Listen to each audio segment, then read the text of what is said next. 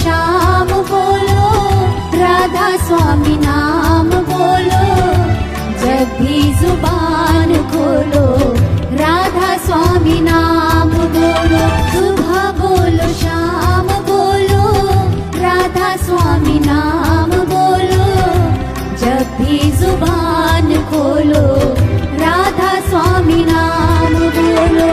सुबह बोलो शाम बोलो, राधा स्वामी नाम बोलो, जब भी जुबान खोलो राधा स्वामी नाम बोलो। सुबह बोलो शाम बोलो, राधा स्वामी नाम बोलो, जब भी जुबान खोलो राधा स्वामी नाम बोलो। सुबह बोलो शाम बोलो, राधा स्वामी नाम बोलो। जब महापुरुषों के दर्शन होते हैं तो इंसान की जीवन की दशा बदल जाती है। हम भी उनमें से एक थे। महात्मा जी, हमने 4 साल की छोटी उम्र में पिताजी गुजर गए थे। अपने आप इस गांव से कोई साधन ऐसा नहीं था। 8वीं की परीक्षा यहाँ से पास करके हमने BA तक की परीक्षा भिवानी से पास की। रोजाना साइकिल पे जाते थे, कच्चा रास्ता होता था और साइकिल भी आधी बार तो हमारी तो साइकिल होती थी, हम साइकिल पर कम ही होते। गर्मी के टाइम में पंचर हो जाता, कोई पंचर लगाने वाला ही नहीं। BA तक की परीक्षा की, B.Ed की, MA की। अच्छे स्पोर्ट्समैन रहे, अपने कॉलेज के बेस्ट एथलीट रहे, हरियाणा इंडिया में पोजीशन। लेकिन सतगुरु की शरण में आए तो तब पता चला कि इंसान के जीवन का मूल्य है, क्या करना चाहिए इंसान। और फिर पछतावा भी हुआ कि जितने दिन हमने गुरु के आगे और गुरु की शरण के बिना जो खो दिए वो बेकार गए। तो 29 साल की उम्र में गुरु की शरण में आए हम। वो भी एक भाग्यशाली दिन था। 7वां महीना, 7 जुलाई थी 77 का साल। और वहाँ से आने के बाद में हमने मिल के नहीं शादी की थी, बच्चे हैं तो बाहर हैं। गुरु की कृपा से 27 साल तक टीचर रहा, अध्यापन का नहीं किया। एडवांस के पद से रिटायर हुआ। रिटायर क्या, वॉलंटरी रिटायरमेंट ली मर्जी से, गुरु की गद्दी का काम संभालने के। अब मुझे 26 साल हो गए गुरु गद्दी पे आए। लाखों लोगों की मैंने शराब, बीड़ी, सिगरेट, पान, तम्बाकू सब नशीली चीज़ों का नहीं। अपने यहाँ देखोगे कोई आदमी आपको बीड़ी तक छिलवाता नहीं है। सबसे ये पढ़ लेते हैं कि मांस, मिट्टी, अंडे, मछली कोई ना खाएगा, ना खिलाएगा, ना खाने वाले के पास है। तीसरा निर्णय ये किया कि चोरी का आदमी मांग के किसी से ले ले, लेकिन चोरी नहीं करना किसी भी चीज़। घर गृहस्थी वाले आदमी हो, आदमी को स्त्री बनता रहा, स्त्री को पति बनता रहेगा।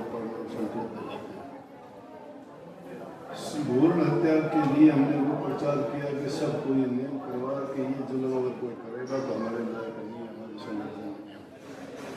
अगर हमें पता भी लगता है तो यहाँ आओ या ना आओ, उसको पूछना नहीं। फिर हमने पेड़ों को बचाना, वायुमंडल को स्वच्छ करना, जल का संरक्षण करना, इन चीज़ों पर जोर दिया। पक्षियों को चोगा दाना डालना, गौ माता की सेवा करना, चाहे वो गौशाला में है चाहे घर में रखो, जिस तरह भी उनके लिए पूरा अभियान चलाया। अब खेती में तो जो करता हूँ उस ढंग से करते हैं। अपनी जो ज़मीन है उसमें हम कोई खाद वगैरह नहीं डालते, खेती करते हैं, उसका जो भी चीज़ होती है उसी में डाल के फिर उसको दोबारा से तैयार करते हैं। अगर बाड़ी बोते हैं तो उसके पत्ते वो सब उसी में झटका के उसी में दोबारा से बांध करवा देते हैं, उसकी ताकत कहीं नहीं जाती। आसपास के खेतों में कहीं कैच में नहीं होते, लेकिन अपने खेतों में जो जमीन को उपजाऊ बनाते। किसान लोग भी मिलाते हैं, दुनिया भर की खाद डाल के जो गेहूँ पैदा कर दिया, चावल पैदा कर दिया, क्या होगा? जहर, पानी में जहर, दूध में जहर, सब्जी में जहर, फ्रूट में जहर, अनाज में जहर, वातावरण में भी जहर है। इसीलिए इंसानों को किसी को सब्र नहीं, किसी को शांति नहीं, किसी के दिल में धैर्य नहीं, कोई बर्दाश्त ही नहीं कर सकता। क्रोध है, कोई फांसी लगा के मरता है, कोई सुसाइड करता है, कोई जहर खा लेता है, घरों में प्यार प्रेम शांति नहीं है। सत्संग दुनिया भर के रखते हैं। आप जैसे हमारे जैसे महात्मा लोग शिक्षा बहुत देते हैं लड़की लोगों को, क्यों कि जिनके अंदर जो चीज़ उन्होंने खाई है वो उनको बात देती है कि इन चीज़ों में कामी है, विरोधी है, लालची है, स्वार्थी है, हर प्रकार से इंसान गिरावट की ओर जाता है, अच्छाई की ओर नहीं जा सकता। इसलिए महापुरुषों का संगत, उनका उपदेश, उनके दर्शन, दरस करे वचन पुनि सुने, सुन सुन के गुण, गुण गुण के काढ़ ले सार, काढ़ सार तिस करे आहार, करे आहार पुष्ट भय भाई, जग भय भव सब गई नशाई। जब उन चीज़ों में सार निकाल के उन पर इंसान अमल करता है ना, तो उसके जग के दोनों चीज भय और भ्रम दोनों निकल जाते हैं। जब तक इंसान भ्रमों में जीता है तो जीता नहीं।